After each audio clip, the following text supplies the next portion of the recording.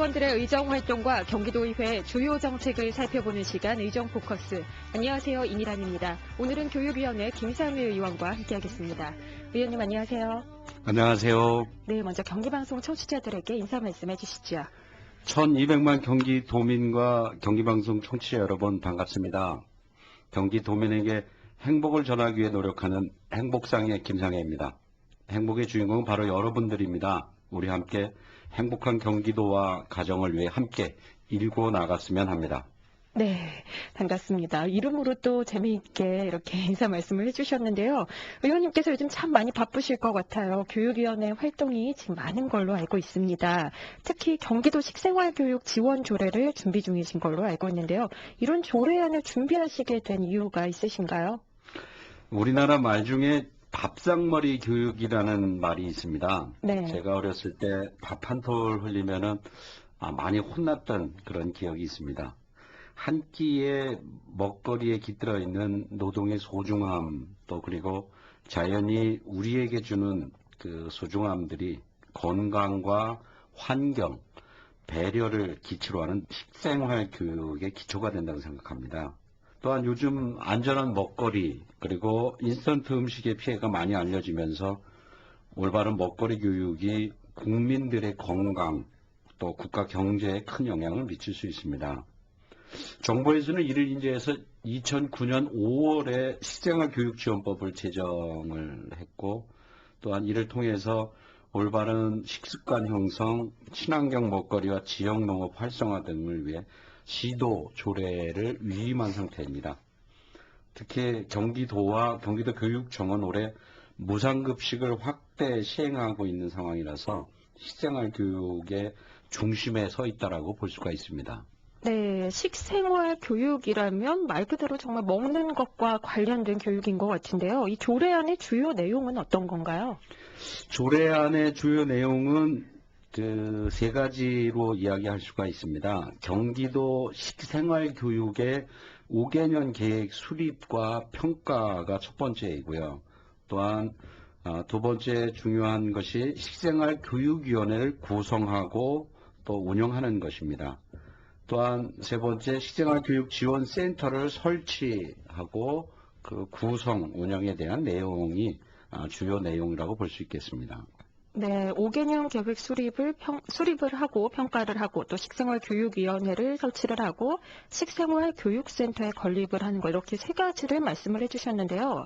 지금 말씀하신 것처럼 도 차원의 식생활교육센터의 건립이 필요하다는 그런 주장이 나오고 있습니다. 이 센터가 설립이 되면 어떤 역할을 하게 되는 건가요? 식생활교육지원센터는 도의 식생활교육에 관한 중추적 역할을 담당을 하면서 첫 번째 지역 내 다양한 주체들이 식생활교육 추진 활동을 지원하게 됩니다. 또한 둘째, 교육 프로그램을 개발하고 운영하는 것을 지원하게 됩니다. 셋째로 생산자와 소비자의 상호 교류, 또 소비 촉진, 그리고 전통 식생활 문화 진흥 등을 지원하는 것이 식생활지원센터의 주요 내용이 됩니다. 네, 그런데 지금 제가 궁금해지는 게요. 이 식생활 교육이라는 게 어떤 건가요? 먹을거리에 대한 교육인가요? 아니면 뭐 예절이나 이런 쪽으로 교육이 이루어지는 건가요? 먹을거리에만의 문제가 아니라 또 식생활의 그 버릇 아니면은 예절 이것만의 문제가 아니라 전체가 함께 이루어지는 내용을 의미하고 있는데 우리나라의 잔반으로 버려지는 거가 연간 18조에 해당되어진다라고 합니다. 네네. 우리가 잔반으로서 밥상에서 버려지는 거가 국가 경제에 지대한 영향이 있다라고 볼 수가 있습니다. 여기에 친환경적 먹거리 또한 패스트푸드의 위험성 이러한 문제들이 식습관에서 또한 식생활 전체 그리고 전통 문화의 식생활을 지금 현대에 우리에게 필요한 부분으로 바꿔내고 또한 필요한 부분으로 습득되어지는 부분이 이 식생활 교육법 자체에 포함하고 있는 목적 부분입니다. 네, 단순히 그 먹을거리 혹은 예절뿐만이 아니라 환경까지도 그러면 다 생각을 해서 네, 교육을 하게 그렇죠. 되는 거네요. 네. 네. 이런 부분은 교육에서도 물론 필요하겠지만 또 도 차원에서의 지원도 많이 필요할 것 같은데요. 그렇기 때문에 경기도와 경기도 교육청의 협력이 필요할 것 같습니다. 어떻게 이 두 기관의 협력은 잘 되고 있나요? 네, 잘 되고 있습니다. 이 질문은 앞에 무상급식을 둘러싼 논쟁에서 도와 도교육청 간에 좋지 않았던 것이 좀 선입견이 포함되어져 있던 것 같지만, 기구와 예산을 달리하는 기관 간에 존재하는 정책적인 어떤 갈등이라고 생각을 합니다. 또한 이 부분에서 가장 중요한 거는 경기도민에게 이로운 것이냐라고 하는 부분을 좀 기준점으로 설정한다라고 하면, 또한 이 두 기관의 접경에 도의회, 또 그 중에서도 교육위원회가 그 역할을 차지하고 있는데, 이러한 역할을 조정하고 또 협력하는 부분들을 추진하고 있습니다. 이번 식생활 교육 지원 조례를 준비하면서는 도와 도교육청 또 시민단체 등과 함께 여러 번의 준비 모임, 그리고 4월에는 간담회, 6월에는 제법 큰 규모의 200명 이상이 모인 공청회 등을 개최를 하면서 서로의 의견 교환과 조례 최종안 도출하는데 적극적으로 협력을 하고 있습니다. 네, 사실 의원님께서 지금 말씀하신 것처럼 무상급식 문제를 둘러싸고 경기도와 경기도 교육청 간에 좀 불협화음이 있었지요. 그렇기 때문에 이것도 과연 잘 협의가 될까 하는 우려가 있는데요. 다행히 그래도 잘 되고 있다니까 마음이 좀 놓입니다.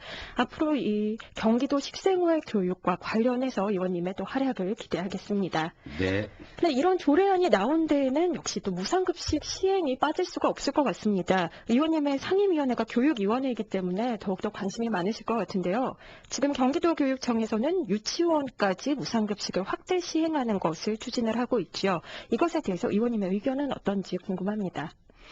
참 조심스러운 답변인데요. 일단 개인적인 의견이라는 말씀을 좀 드리고, 네네. 또한 원칙적으로는 초등학교 입학 전 모든 유아에게 무상급식이 확대가 필요하다라고 하는 부분을 동의합니다. 다만 그 시행 시기와 절차, 또 예산 확보 방안 등에 대해서는 관련 기관 간의 충분한 논의가 필요하다고 판단됩니다. 바로 아동의 건강은 미래 국민의 건강이기 때문입니다. 네, 그러면 원칙적으로는 유치원까지 무상급식을 확대하는 것에 찬성을 하시지만 시기에는 조금 다른 의견이신 건가요? 시기는 이번 2학기부터 실시하는 부분이 될 수도 있고, 아니면 2012년이 될 수도 있지만, 그 시기적인 문제를 여기에서 좀 논한 거기보다 도와 또 보육시설 부분의 주체는 지자체에 속하고 있기 때문에 그 협력 상태, 또 협의 관계를 충분하게 준비되어지고 함께 재원을 만들어가는 부분 속에서 준비되어지는 부분을 좀 지적한 부분입니다. 네, 잘 알겠습니다. 오늘도 준비된 시간이 다 됐습니다. 의원님의 끝인사로 이 시간 마치도록 하겠습니다. 먼저 경기도 의회에서 7월 회기 중심이 될 식생활 교육 지원 조례에 대한 여러분들의 관심과 참여를 부탁드립니다. 경기도의 주인으로서 도민 여러분의 적극적인 참여가 필요합니다. 또한 경기도민 여러분, 언제나 행복한 경기도를 위해 행복상의 김상에 앞으로도 열심히 의정활동에 매진하도록 하겠습니다. 감사합니다. 네, 오늘 나와주셔서 고맙습니다. 경기도 의원들의 의정활동과 경기도의회 주요 정책을 살펴보는 시간 의정포커스 김상일 의원과 함께했습니다. 고맙습니다.